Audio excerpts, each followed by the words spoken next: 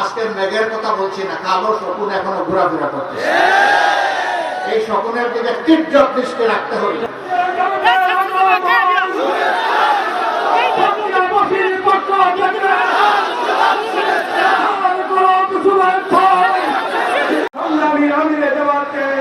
অভিবাদন জানাচ্ছি।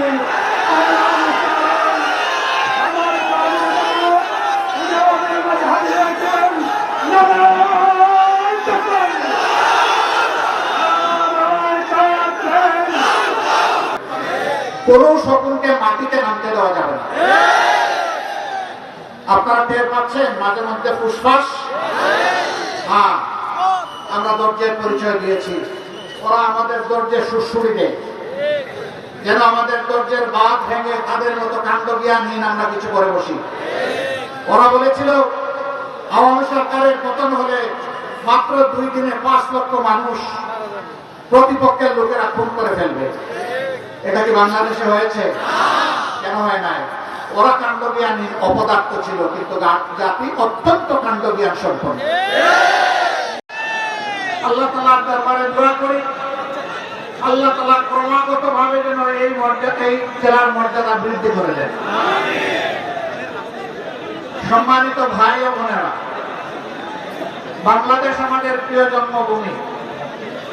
আল্লাহ তাআলার বড়ই মেহেরবানি, দুনিয়ার খুব কম জায়গায় এরকম সুজলা সুফলা শ্যামল দেশ মানুষ পেয়ে থাকে। ইজ্জতের উপর হাত দিয়েছে, সম্পদ লুণ্ঠন করেছে এবং মানুষকে কার্যত তারা তাদের দাসে পরিণত করেছে।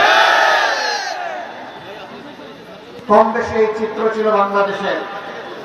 সবচেয়ে খারাপ অবস্থা ছিল সাতক্ষীরা। আমরা মহান আল্লাহর দরবারে দোয়া করি, শুধু আল্লাহর দিনের পথ করার কারণে যদি এই জেলার এই অবস্থা হয়, আল্লাহ তুমি দুনিয়া এবং আখিরাতে এই জেলার মর্যাদা তুমি বাড়ায় দাও। এমন একটি বাংলাদেশ দেখতে চাই যেই দেশে লক্ষ বেকার যুবকের মিছিল হবে না, বরঞ্চ আমাদের যুবকেরা আমাদের সম্পদে পরিণত হবে।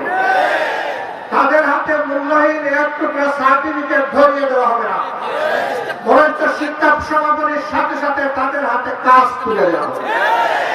এমন শিক্ষা চাই আর এমন শিক্ষিত জাতি চাই। তবে এই শিক্ষা অবশ্যই নৈতিক এবং দুনিয়াবী বা জাগতিক শিক্ষার সমন্বয় হতে হবে। বাইরে থাকেন, আমরা তাদেরকে কথা দিচ্ছি, নিশ্চয়তা দিচ্ছি, কারো উপর জোর কাটানো হবে না। কারণ এদেশে শুধু মুসলমানরা বসবাস করে না, অন্যান্য ধর্মের লোকেরাও বসবাস করে। তারা তো আমাদের ধর্ম যেহেতু গ্রহণ করেনি, তাদের জন্য ইসলামের প্রেসক্রাইব করা পর্দাও তাদের জন্য প্রযোজ্য নয়।